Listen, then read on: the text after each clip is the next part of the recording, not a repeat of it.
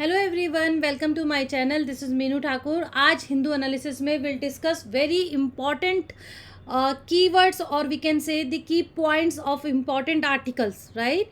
तो स्टार्ट करते हैं। We have food inflation accelerates in urban India. आज 13 जून हो गई है और आपका ठीक 3 दिन बाद 2 दिन बाद 16 जून को आपका यूपीएससी एग्ज़ाम है। होता क्या है, कई बार यूपीएससी क्या करता है, कुछ इस तरीके के फैक्ट्स दे देता है इकोनॉमिक्स में जो बहुत ही ज़्यादा इंपॉर्टेंट हो जाते हैं फैक्ट एक इन्फॉर्मेशन रखने के लिए। अब जैसे इस पूरे आर्टिकल में 3-4 पॉइंट्स है जो आपको याद रखना है लास्ट मोमेंट में। अब इंडिया का जो कंज्यूमर प्राइस इन्फ्लेशन है, वी ऑल नो, जो इन्फ्लेशन है उसमें सबसे बड़ी प्रॉब्लम, जो इन्फ्लेशन ओवरऑल इन्फ्लेशन में अगर सबसे ज़्यादा कंट्रीब्यूशन है इंक्रीज होने का, तो वो है आपका फूड इन्फ्लेशन। ठीक है। अब ये कह रहा है कि अगर हम कंपेयर करें पिछले साल मई 2022 और इस साल 2024 मई का, तो 2 साल पहले हमारा जो इन्फ्लेशन था फूड इन्फ्लेशन, डेट वाज 7.4%। जुलाई 2023 में डेट इंक्रीज्ड 7.44%। उसके बाद अभी जो दर्ज हुआ है मई में 4.75% है, तो ये बहुत ज़्यादा डिक्रीज़ हुआ है। That is good. ठीक है। उसके बाद फूड प्राइस जो है वो अभी तक बढ़ता ही जा रहा है। अर्बन हाउस होल्ड्स में अगर हम देखें तो वो शार्पर 8.83% रहा है। ठीक है, which was hike in the urban area food inflation. Retail inflation जो है वो 4.31% मई 2023 में था, जबकि फूड प्राइसेस राइजिंग हुआ बट लेस देन 3%। ठीक है, ओवरऑल इतना था, उसमें 3% फूड इन्फ्लेशन का ही कंट्रीब्यूशन था। तो May was the 4th successive month with food inflation of over 8.5%, though it cooled fractional for rural consumption या consumers from 8.75% in April to 8.62%। Rural area में ये कम हुआ है, लेकिन ये जो है ना 4th सक्सेसिव मंथ, ये इस तरीके की याद रखना है कि लगातार इतना बड़ा लगातार डिक्रीज हुआ, ये आपको ध्यान में रखना है। On a month basis consumer price index was up 0.5% in May, while the food price index has risen 0.73% from April's level। बड़ा है बट जो स्पीड है वो लो है। जो गैप है अर्बन और रूरल कंज्यूमर्स के इन्फ्लेशन ट्रेंड पे, वो शार्पली दिखा for the 3rd consecutive month, यानी कि इन दोनों के बीच में जो गैप है वो धीरे धीरे डिक्रीज होता जा रहा है। जहां अर्बन एरिया में खर्चा है वहां रूरल एरिया में भी खर्चा है। For urban consumers the retail inflation pace was 4.15%, just fractionally higher than the 4.14% in March and 4.11% in April. ठीक है। अब रिटेल इन्फ्लेशन जो अगर हम देखें तो वो 6% से बिलो तो है सिंस सितंबर 2023। ये फैक्ट इंपॉर्टेंट है कि सितंबर 2023 से हमारा रिटेल इन्फ्लेशन बिलो 6% है, but it is still far from the central banks target 4%। ठीक है। तो जो एवरेज रख रहे हैं हम इस साल वो 4.5% का रख रहे हैं, और प्रोजेक्टेड किया है 4.9, कितना किया था 4.9% का था, बट हम इतना एवरेज रख रहे हैं। So this is the funda, this is the factual information in this article which you really need to remember. ठीक है, आगे बढ़ते हैं। अभी आपको पता है प्राइम मिनिस्टर 3rd टाइम जो है नरेंद्र मोदी जी, वो प्राइम मिनिस्टर बने हैं भारत के। समिट्स जो है वो स्टार्ट हो चुकी है। ग्रुप ऑफ 7 कंट्रीज की जो समिट है वो आपकी कहाँ हो रही है, इटली में हो रही है। G7 का हमने बहुत बार इसका ट्रेडिशनल पार्ट देखा है कि भाई वो कब, उसका जो पूरा बैकग्राउंड था। अभी इस पूरे आर्टिकल में क्या बात हो रही है कि all the members of G7 जो ग्रुप ऑफ 7 कंट्रीज हैं, they are keeping their eye on the Ukraine section. ठीक है। जो यूक्रेन के प्रेसिडेंट है वोलोदिमीर जेलेंस्की, क्योंकि हम सब जानते हैं कि भाई रशिया और यूक्रेन का वॉर हो रहा है, तो पीस एक समिट की बात की जा रही है। तो यहाँ पे सभी का ये प्रेसिडेंट पे एक फोकस है। अब यहाँ पे क्या क्या फैक्ट इम्पॉर्टेंट है वो देखने वाली बात है। भारत जो है वो among leaders of 12 countries, 12 countries जो है, ये G7 में कौन कौन कंट्री हैं, Canada, France, Germany, Japan, UK and US. ठीक है, 1 2 3 4 5 6 और 7वीं है आपकी यूरोपियन यूनियन, 27 मेंबर्स जिसके बीच में हैं। अब 12 कंट्रीज़ को इनवाइट किया है, जिसमें से भारत भी एक है, बहुत प्राउड की बात है। We are one of the 12 countries are invited in the this summit. अब इसके अंदर Algeria, Argentina, Brazil, Egypt, Kenya, ये सारी कंट्रीज़ हैं, ठीक है।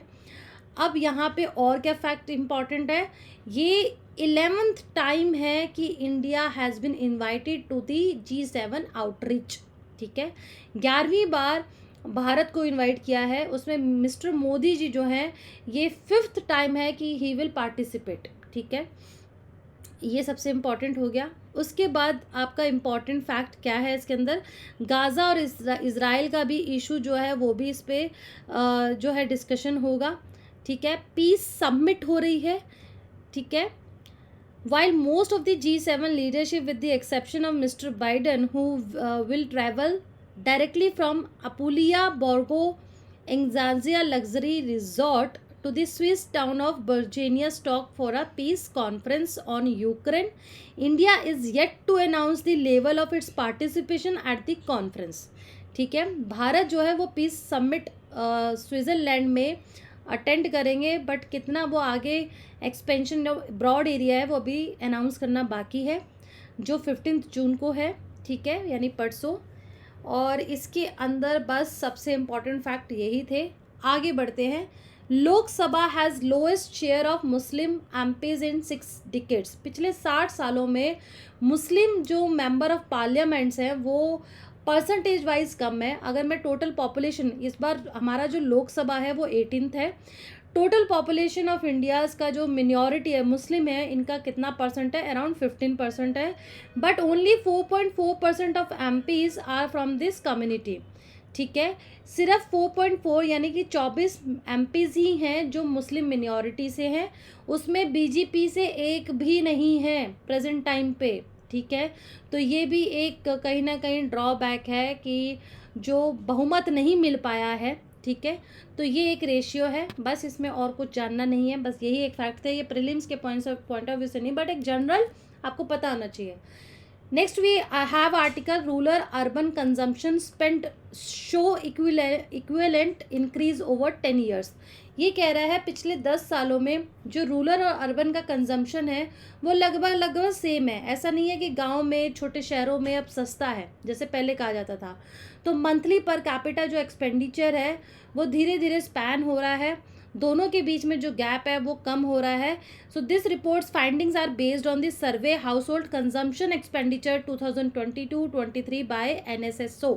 ये इंपॉर्टेंट फैक्ट है कि ये कंडक्ट कौन करता है, NSSO, national sample survey office, ठीक है। ईज ऑफ लिविंग की बात की जाए तो रूरल हाउस होल्ड एक अपने कार्ड पे है, which enable seamless connectivity with improve transportation. ये बहुत ज़्यादा लाइफ जो है वो ईज़ हुई है रूरल एरियाज़ में, इंफ्रास्ट्रक्चर डेवलपमेंट हुआ है, और आपका ग्रामीण एरिया जो है रोड्स का निर्माण हुआ है अंडर PMGSY ग्राम जो सड़क योजना है प्रधानमंत्री की। गैप जो है वो नैरो होता जा रहा है, रूरल एरियाज़ डेवलप होता जा रहा है, इंफ्रास्ट्रक्चर बहुत सारी फैसिलिटीज़ वहाँ आती जा रही है, ठीक है। इस पैराग्राफ में एक पॉलिसी है लुक नॉर्थ ईस्ट पॉलिसी।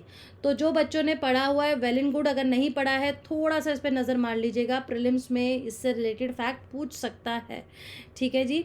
अब उसके बाद जो फूड हैबिट्स है वो भी चेंज हुई है, बहुत इंपॉर्टेंट फैक्ट था ये कि अब जो रूरल एरियाज़ में पहले लाइफस्टाइल कुछ और था, अभी नॉर्थ ईस्ट जो है उसमें largest decline in rice consumption in both rural and urban areas.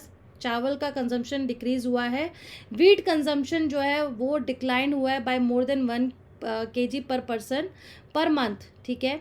While the cereals consumption in all region in rice and wheat has decline, ठीक है जी।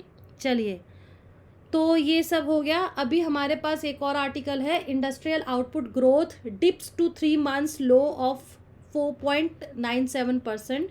जो इंडस्ट्रियल आउटपुट है वो ग्रोथ ईजिली जो ईज्ड हुई है वो 3 months लो, पिछले 3 महीनों में जो ग्रोथ होनी चाहिए थी उतनी नहीं हुई है, डिक्रीज़ हो चुकी है, 5.4% से 4.97% दर्ज हुई है, ठीक है। अगर कंपेयर करते हैं मार्च का डाटा तो IIP slid 7.6% signalling sequential down turn in output, electricity increase हुआ है compared with 1.1% contraction last month. ठीक है, तो आप ये देख लेना इन आठों में से कौन सा भैया सबसे ज़्यादा इंक्रीज हुआ है और कौन सा डिक्रीज हुआ है। ठीक है जी, चलिए माइनस में क्या क्या गया है, जैसे फूड प्रोडक्ट्स, लेदर प्रोडक्ट्स, ठीक है, ये डिक्रीज में चले गए हैं। IIP एक्सपेंडेड हुआ है 5.4% मार्च में, when the manufacturing growth was 5.8%। Electricity generation increase है, ठीक है, 10.2% versus contraction in April was almost 7% higher. सबसे इंपॉर्टेंट फैक्ट था इलेक्ट्रिसिटी का, तो पूछ सकता है fact. Next article we have, world will amass major oil surplus by 2030, international energy agency. इस पे भी यूपीएससी पूछता है, तो भैया ये भी आप अपने जो है बॉक्स में रखिएगा। इसका ट्रेडिशनल कंसेप्ट आपको पता हो, ये इसका हिस्ट्री थोड़ा पता होना चाहिए।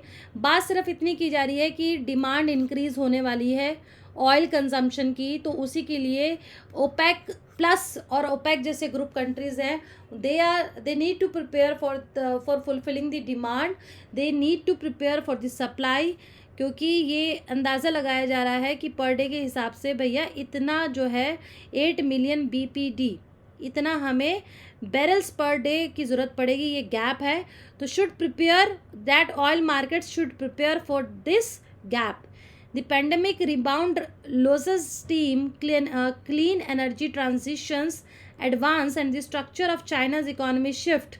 Growth in global oil demand is slowing down and set to reach its peak by 2030. अभी तो ये डाउन है, बट 2030 तक ये रीच पकड़ेगा। And for that every country, जो जितनी भी group of major crude producer countries हैं, they need to prepare for meeting the future demand. ठीक है जी, चलिए, so with this I am ending my Hindu analysis here only. If you like this video please like, share and comments and share, subscribe this channel. और all the best for your examination point of view, चाहे आप UPSC दे रहे हैं, चाहे आप कोई भी exam दे रहे हैं, very all the best. Thank you.